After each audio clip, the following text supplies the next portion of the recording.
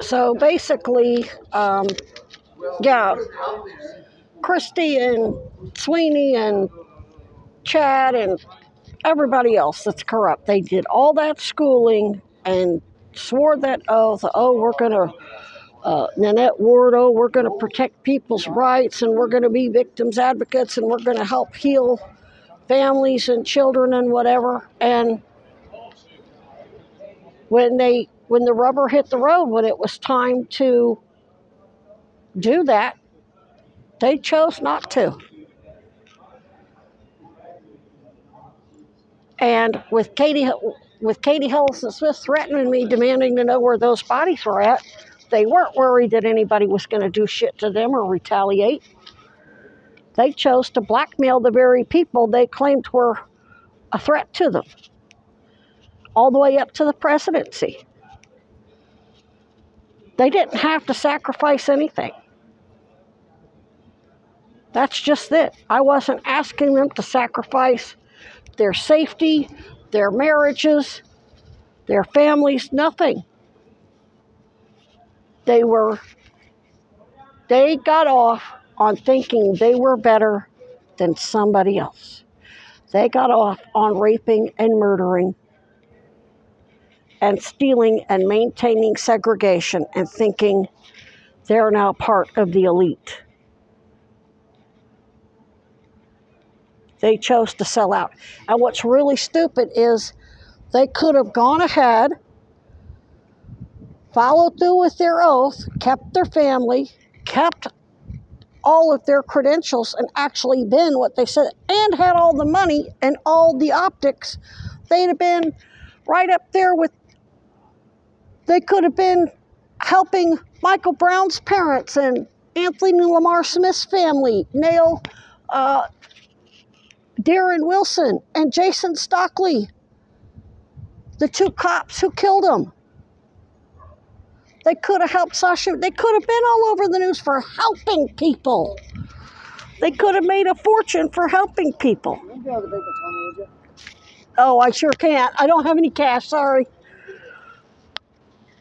So it's like, it really made no sense. And I pointed that out to them. They knew this was part of the Kennedy shit. They knew they could have Ruth, you gonna tell me Ruth O'Neill couldn't have contacted Bobby as a fucking judge? As an officer of the court, a judge, and a guardian ad litem. Now, she knew that they were abusing kids with these scams. There was somebody was suing Behavioral,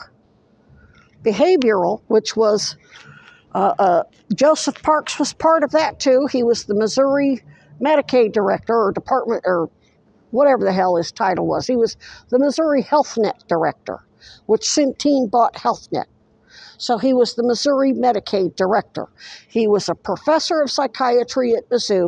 He was the chief psychiatrist at Family Health Center of Boone County. And he was apparently on staff there too. Anyway, Burrell was being sued because they were forcing an 11-year-old kid to take psych drugs they didn't need, and it ended up killing the kid. Ruth O'Neill knew this. It was all over the fucking news. They knew they killed some other kid. There was they called it end-of-life policies, and they tried to say that because the kid was at the end of his life, they didn't have to tell the parents the truth. How can you not tell the parents their kid's dying, unbundle an upcode to bilk it so they can't make... You're supposed to let the family know when a family member is terminal so they can make plans for who gets what. Now, in this case, it was a kid. The kid wasn't going to have wasn't going to be leaving an inheritance, but still, when there's an unattended death, it's an automatic criminal investigation.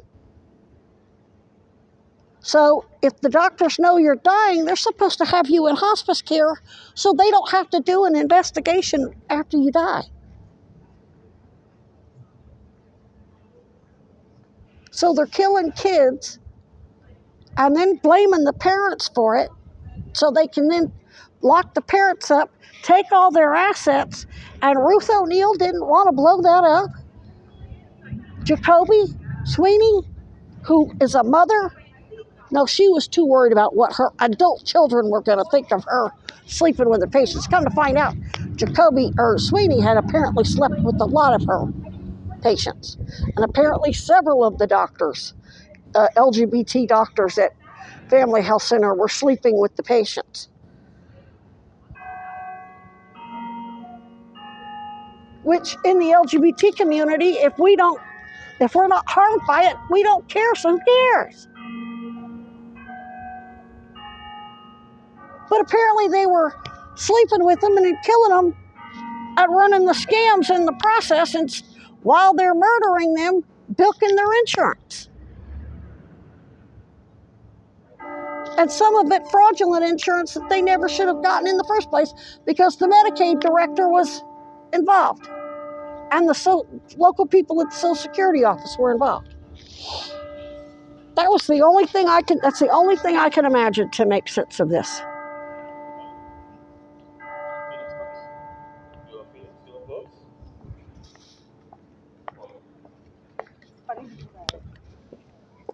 They must have been a part of these scams for a long time.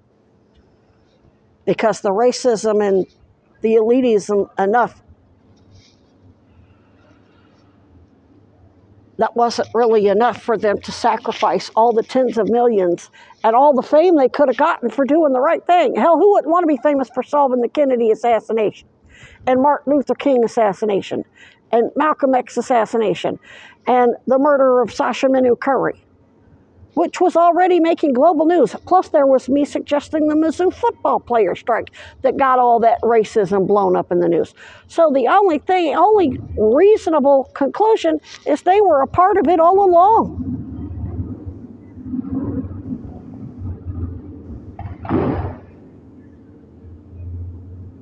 And now I still got their fucking PIs trolling me.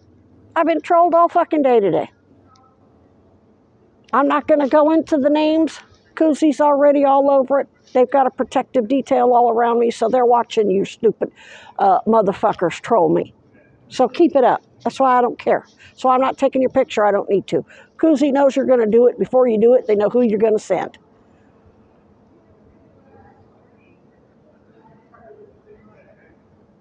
They didn't need to take Eric Adams' phones to see what was on it.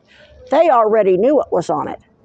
They already had proof of what was on it. That's how they were able to get the warrant to go take it from him.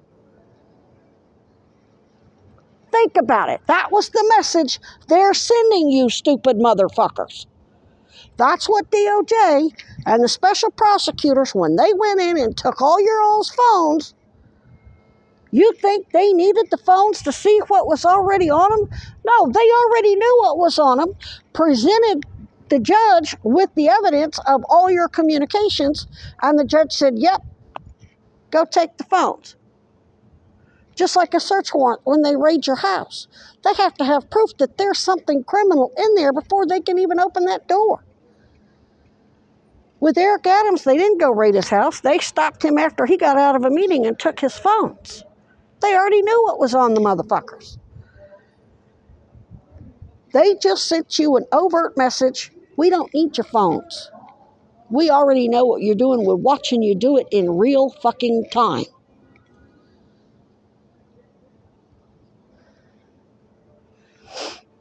That's why they don't need my emails. That's why they don't need my recordings. They're watching Christy Jacoby's phone and Chad's phone and his parents' phones. And then that gives them probable cause to watch everybody else's phones. And then what's on their phones gives them a problem.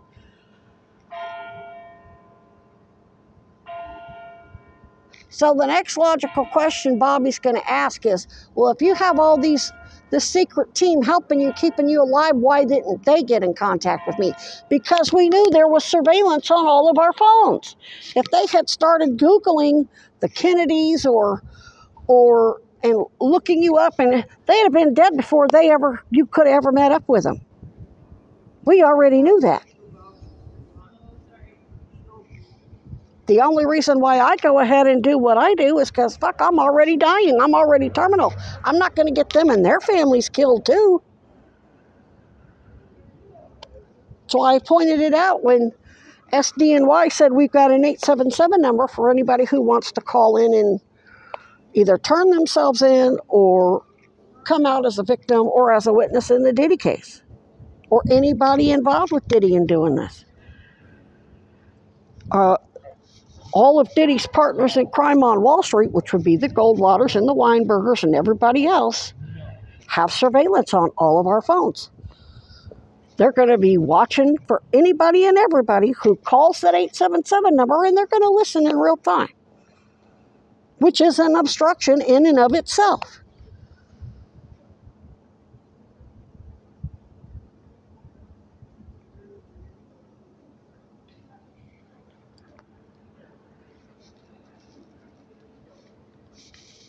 I mean, the people that I have on my team this isn't their specialty. Except for Andrea Morgan. Andrea Morgan had no excuse whatsoever, since Bobby worked with Morgan and Morgan. She had no excuse whatsoever.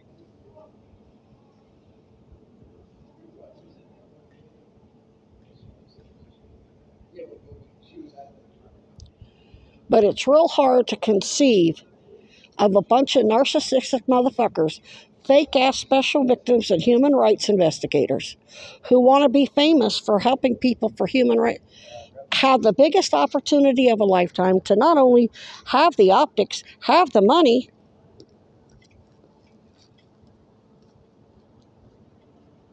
and actually follow through with their oaths, saying, no, we want to keep playing God. We enjoy blackmailing everybody instead.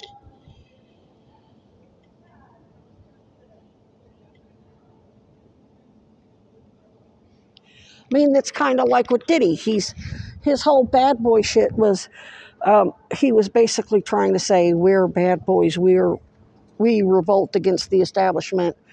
And he had Revolt TV, which I guess owns the Breakfast Club and basically owns Charlemagne the God, which explains why Charlemagne the God shills for the Biden-Harris, and Diddy's having fundraisers for Kamala Harris.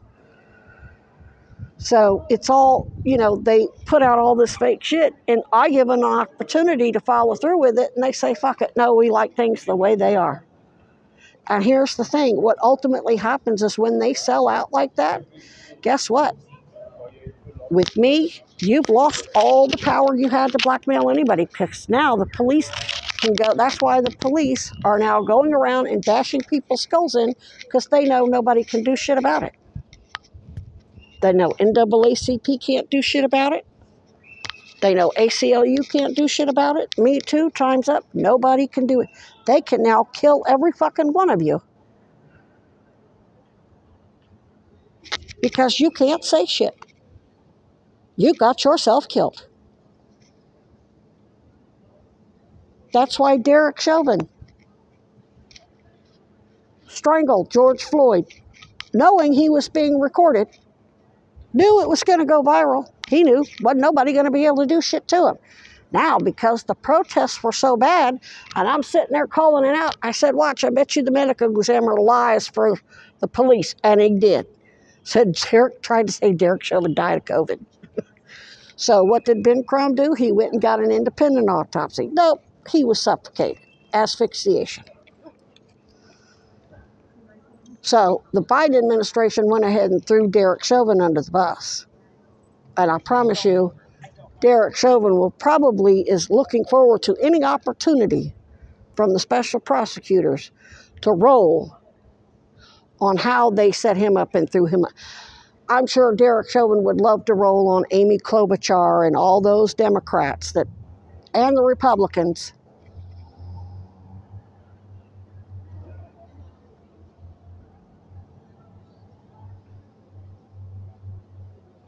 So when you did that, you basically took your own power away.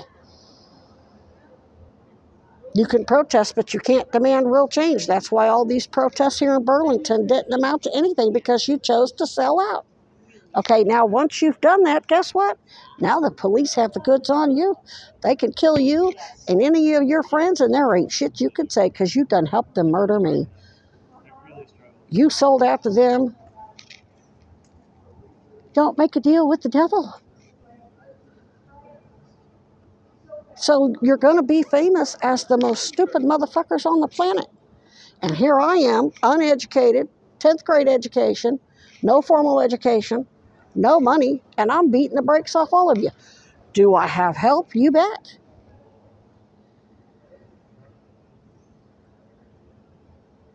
I just have a lot of other people who are doing their jobs like they're supposed to. But I'm still on my own. I'm still flying a sign and picking up recyclables to eat at the end of the month. Battling stage 4 cancer. I'm not just battling you and all your trillions that you have access to and all your power and all your privileges. I'm also battling cancer and